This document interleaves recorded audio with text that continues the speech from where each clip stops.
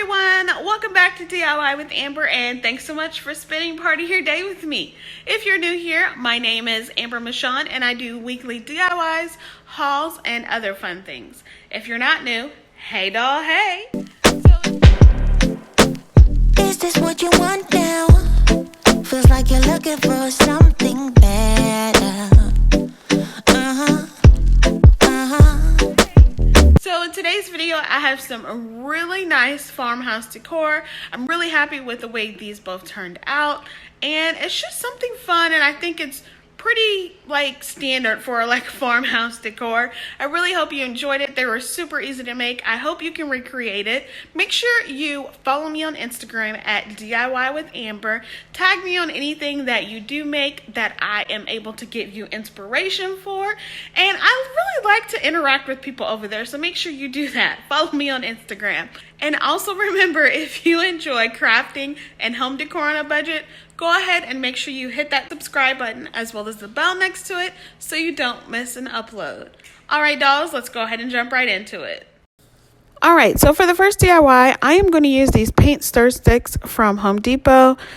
3 come in a pack for the 5-gallon ones and 10 come in a pack for the 1-gallon ones. I'm going to use 2 packs of 3 of the 5-gallon ones to go ahead and make my barn door. And then I have some left over from previous crafts that I made that are already painted white. Then I'm going to take the 2 small 1-gallon sticks and go ahead and use those for the bottom. I'm going to go ahead first and measure out my sticks to see where I need to cut off. I cut those down and then I sand down the edges for each one of those. Next, I went ahead and started to assemble them. I'm going to use some wood glue and some hot glue. So I'm going to use some wood glue on some parts and then hot glue in between.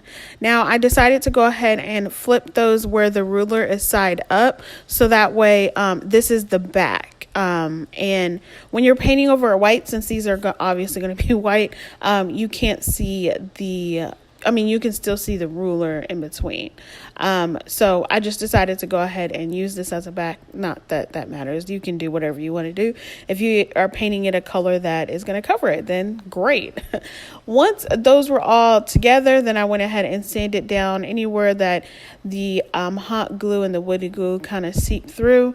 Now I'm going to go ahead and place the top and bottom parts to this barn door. So at the top where I need it to cover where the edges of the handles were. So, you can see what I'm doing here, putting the wood glue in some spots and the hot glue in the other open areas. That way it gets me an instant hold, and then the wood glue gives it a pretty permanent hold, actually. I would say yes, permanent hold. Once I have that done on the top and the bottom, now I'm going to go ahead and place that middle piece, that diagonal piece in there. I did not cut this down to make it flush to the thing, to make it diagonal or whatever the word is. I don't know what that is, but I did not diagonally cut this. I just left it a straight piece, and I'm fine with the way that it looks.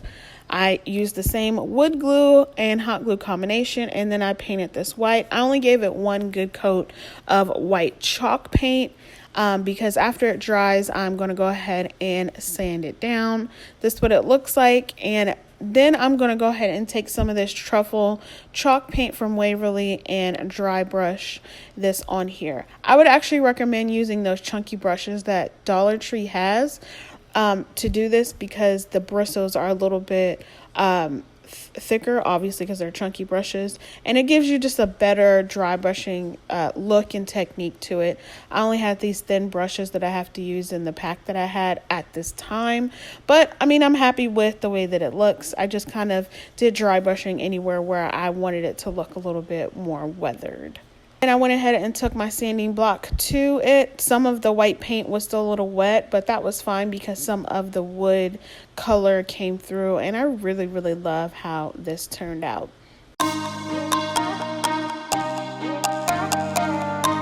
This is what they look like completed, and I went ahead and placed a eucalyptus wreath on both of them. I actually made this wreath, lost the footage of it, so sorry I couldn't show you, but I absolutely love this. It's so classy and so farmhouse.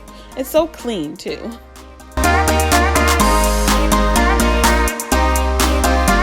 For my next DIY, I'm actually going to be using a lot of leftover foam board that I had from previous projects and go ahead and utilize what I have on hand to make my windmill blades. So I actually went ahead and drew out my windmill blade on my computer.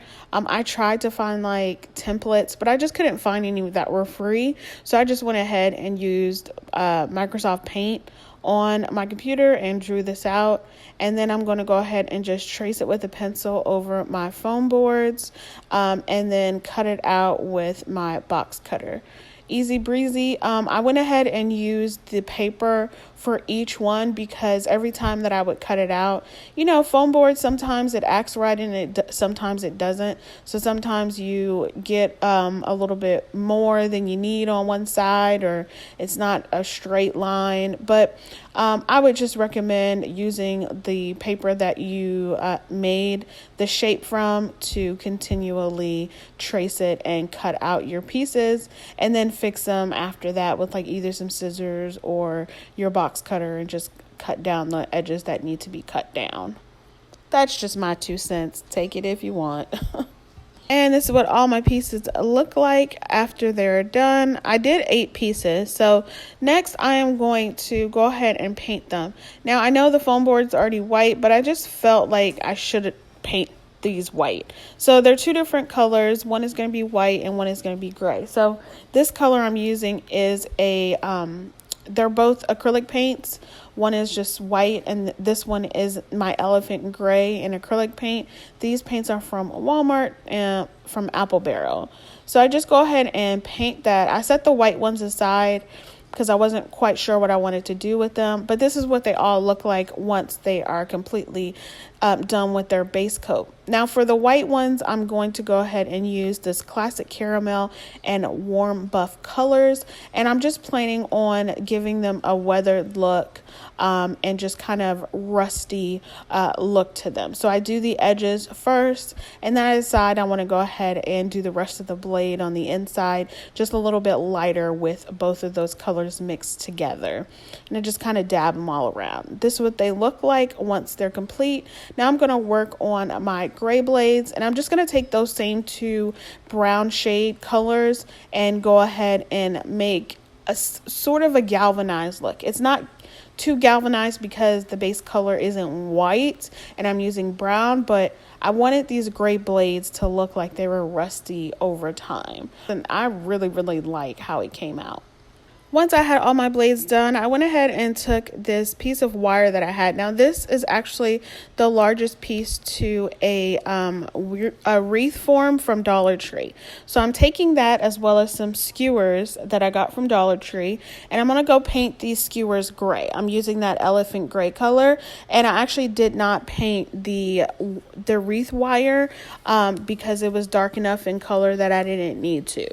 Now, if you have this issue, some of my foam pieces, they came apart, like the front paper came off, but I just hot glued it together and it looks perfectly fine. Then I hot glued together my wreath circular piece because when I took it apart, I had to cut it.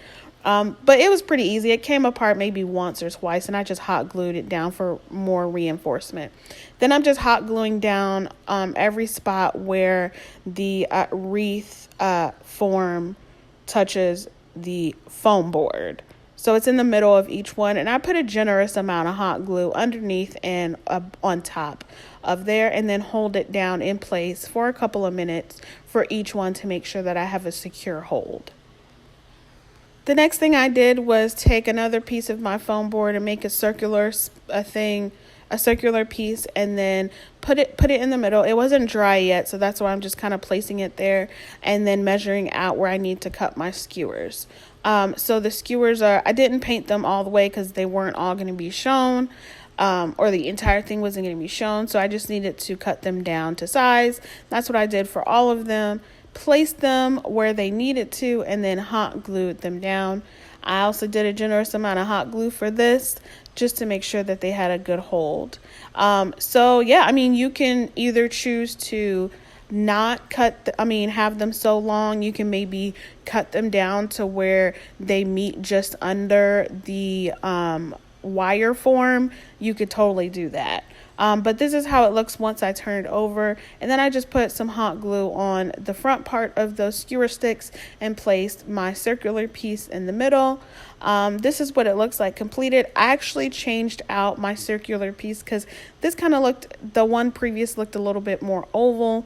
So I had a circular piece from a Dollar Tree frame that I got. It was a kid's frame and it had a little lion on it. So I just repainted this one and put it on there, and it actually came out a lot better. I actually really like the different gray that this has on it too.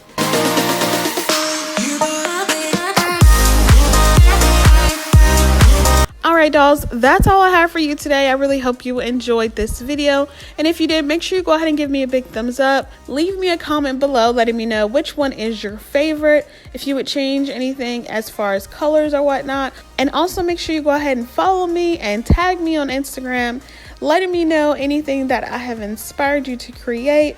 And yeah, I will see you all in the next one. Bye.